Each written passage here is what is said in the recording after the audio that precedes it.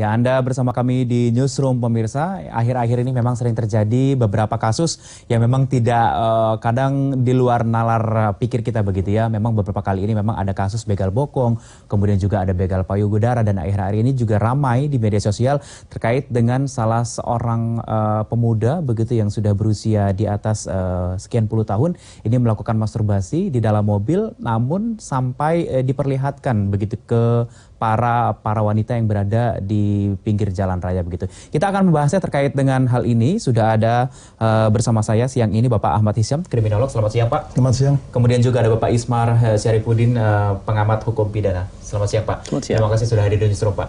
Kita ke Pak Hisyam dulu nih. Pak Hisyam, selaku kriminolog ini kita mau tahu sudut pandang yang akhir-akhir ini memang saya bilang tadi ya, ini kadang di luar nalar begitu ya. Terjadi begal bokong, begal payudara, kemudian ini dan pelakunya ini kaum kita gitu Pak, kaum Adam gitu ya, mungkin secara tidak langsung ya ini mewakili yang lain ya begitu ya, meskipun tidak semua seperti itu begitu. Bagaimana pandangannya Pak? Baik, terima kasih Mas. Perilaku yang disebutkan tadi ya, itu dapat disebut sebagai deviant behavior, perilaku penyimpangan secara istilah kriminologis begitu. Nah, khusus yang berkaitan dengan masalah seksualitas itu sexual deviant behavior. Nah, ada beberapa kategori yang bisa kita turunkan dari definisi tadi, tapi yang termasuk pada perilaku yang terakhir, yaitu yang kadang-kadang disebut dengan orang yang suka menampakkan dirinya ya. Nah, ada dua hal yang menjadi faktor utama, eksibisionis ya, eksibisionis. Dua hal yang menjadi faktor utama yang menyebabkan orang bisa berperilaku deviant behavior, khususnya ya sexual deviant behavior. Yang pertama adalah paparan pornografi. Itu sangat dominan. Biasanya mereka yang berperilaku demikian mengkonsumsi pornografi dalam jumlah yang cukup tinggi. Kadarnya melampaui batas begitu ya Pak ya? Ya sebenarnya kalau pornografi nggak ada istilah melampaui batas, sedikit bahkan tidak boleh begitu ya? Betul. Iya. Nah, kemudian singkatnya ya, itu yang pertama. Yang kedua adalah masalah internal diri. Jadi itu tadi yang pornografi itu dari eksternal. Kemudian yang kedua menjadi faktornya adalah internal dirinya dia. Ketika dia menerima, mengkonsumsi paparan tersebut, bagaimana internal dirinya menetralisir atau mengikuti hal tersebut. Nah, ini juga dipengaruhi oleh lingkungan sekitar, lingkungan tempat dia tinggal, lingkungan tempat dia sekolah, pergaulan dan seterusnya demikian itu. Jadi dua hal itu utamanya. Pak Ismar, bagaimana Pak? Ya, baik. Memang kita lihat fenomena masyarakat belakangan ini kan memang ada pergeseran budaya Pak ya. Mungkin karena semakin dengan adanya televisi apa segala membuat kita dulu mungkin hal-hal yang seperti dahulu itu adalah tabu, sekarang menjadi hal biasa gitu loh ya. Kayak masalah hamil luar nikah dulu itu betul-betul luar biasa tabunya gitu kan. Nah, untuk itu kita sih bersyukur dengan adanya pemerintahan kita saat ini ada undang-undang yang mengatur tentang itu. Kalau dulu itu kan cuma diatur dalam pasal 281 KUHP, itu kan ancaman hukumannya ringan sekali, tidak bisa dilakukan penahanan, cuman ada ancaman hukuman kalau nggak salah itu 2 tahun 7 bulan, ya, jadi kan di bawah 3 tahun. Nah, tapi alhamdulillah dengan udah keluarnya undang-undang pornografi nomor 44 tahun 2008, itu ancaman hukumannya lumayan itu, sampai 10 tahun.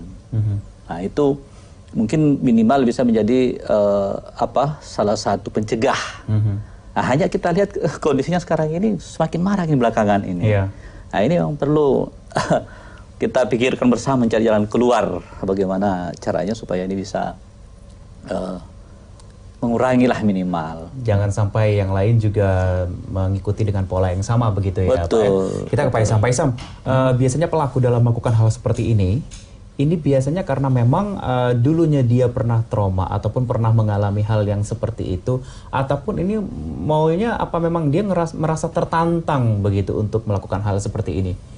Ini cenderung untuk yang nomor 2 tadi. Dia nggak harus menjadi korban karena eksibisionis bagaimana cara jadi korban? Enggak kan? Mungkin dia melihat rekannya, temannya atau tontonannya kok kayaknya asik ya, kok kayaknya menarik ya, menjadi pusat perhatian. Apalagi kan di zaman sekarang ini yang namanya viewer, kemudian follower, nah itu menjadi tanda kutip menjadi Tuhan itu kan.